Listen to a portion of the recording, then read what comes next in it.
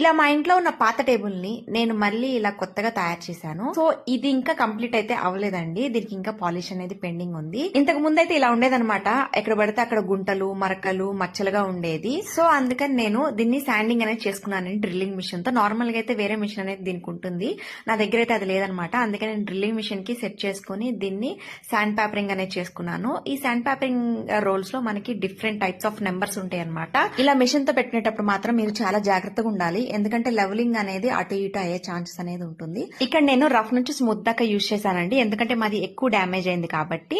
మీకు అంత డ్యామేజ్ అవ్వకపోతే మాత్రం మీరు జస్ట్ స్మూత్ యూజ్ చేస్తే సరిపోతుంది. ఈ టేబుల్ కి అయితే ఒక స్పెషాలిటీ ఉందండి, ఇది మా ఫాదర్ అండమాన్ నుంచి తీసుకొచ్చారు. సింగిల్ ట్రీ నుంచి తీసుకున్న పీస్ ఇది. హార్జెంటల్ గా కట్ చేసుకున్నప్పుడు మనకి లోపల షేప్ అనేది ఇట్లా ఉంటుందన్నమాట.